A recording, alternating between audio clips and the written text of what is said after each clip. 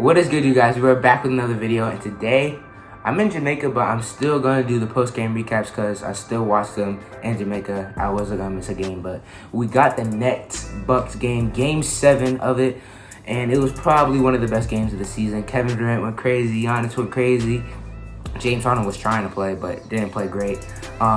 And where I was watching it, it was really entertaining to watch. So I got the post-game recap like always. Like I say every video, like to sub on the video if you haven't already. Let's get into it, man. So in the first quarter, what I noticed early is that James Harden got to the free throw line like a lot, like more than usual. Like he had 7 free throws 6 minutes into the game, and that's kind of insane. And I think that was good for his rhythm, but although he didn't shoot great, I think his rhythm was started well, and he was actually producing for the team early. But then from like the second and third quarter, he barely produced, and in the third quarter he hit that insane bank 3, but besides that didn't do much. Another thing that I noticed is that Jeff Green didn't play a lot. I'm not sure if he was kind of sort of injured and tried to play through it, and it was one of those things. So he just had like maybe like a secret minutes restriction with Steve Nash, and that's why he didn't play a lot. But Bruce Brown playing 51 minutes and Jeff Green playing like 12, this doesn't make sense if both of them are healthy. So I think he was hurt.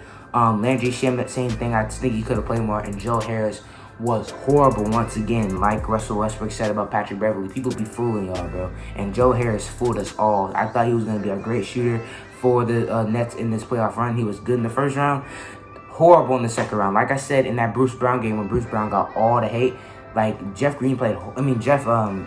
played horrible that game. Way worse than Bruce Brown. Bruce Brown just got all the hate because he made the worst play at the last minute. But Joe Harris went 1 for 10, and I'm not sure if he made more than 2 shots this game. He's been horrible the whole series, and that's one of the reasons why they lost. But Kevin Durant just carried them that entire game. Tough shot after tough shot. PJ Tucker on him, Chris Middleton on him, Jrue Holiday, although he did lock him up on the last play. Jrue Holiday on him. Giannis didn't give him too many problems because he didn't guard him that much. But Kevin Durant literally carried the team on his back this game once again, and he just kept doing it. And one of the things about this team that coming into the season was a thing is nobody would have had to carry by the end of the season. James Harden had a hamstring problem, and Kyrie was out, and all these other problems. So Kevin Durant had to play every single minute of the game for the last 2 or 3 games, I'm pretty sure. 52 minutes from KD today. That last shot that he hit at the end of regulation was insane, but he couldn't do it in OT. I think he could have got a better shot. I was talking with my friend. I think he could have got a better shot. He faded away like he wasn't 7 inches taller than Jrue Holiday. Just pull up like he always does. Like, I don't know why he didn't do that. That was confusing to me. He did like a fadeaway from the three-pointer, and that's not it. But another thing that I wanted to talk about is James Harden. I was talking about him earlier getting his rhythm, but James Harden was dribbling the ball way too much to be hurt. Like, bro, he had the ball in his hands way too much. He was giving the ball to Kevin Durant multiple times with like 5 seconds left and giving him no time to actually work and get a good shot. And his efficiency was hurt from that, and that's one of the reasons why they probably didn't win the game. So I wish James Harden would have had the ball less in his hands and just giving the ball to Kevin Durant earlier in the shot clock. I think that would have helped.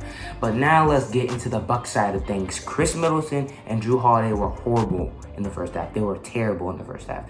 But in the second half, once again, especially in the fourth quarter OT, Chris Middleton picked it up like none other, hitting tough shot after tough shot, hitting the second bucket for the Bucks in OT to really put them over the top, and the Nets couldn't really come back from that. And you gotta respect Chris Middleton because he's one of the most underappreciated players, and it seems like he always comes up clutch for the Bucks every single time they need him to, because Giannis is not the type of guy to hit a mid-range or a 3 per game, and Chris Middleton can do that. Jrue Holiday had a horrible 3.5 quarters, and then had 2 big shots, missed that free throw, but then had another big possession in the fourth quarter with that defensive possession at the end of the game. Jrue Holiday had a bad game, but he came when they needed to, and that's one thing you can't say Eric Bledsoe did. Although Jrue Holiday has been struggling, I think he just has a mentality better than Eric Bledsoe, and that's what makes this team better because of it. Although Giannis, we say he has no bag, he hit the side of the shot clock on that game winner, he still had 40 points, bro. 40, 10, and 5. He still went crazy. He hit that hook shot to give them the first point in OT, and that's what kind of broke the spell for them after that insane shot by KD. It felt like the Brooklyn Nets had all the momentum, but after that hook shot by Giannis that he hits a lot, that's in his arsenal now, and that Chris Middleton mid-range, it was really over from there, and the Nets couldn't score.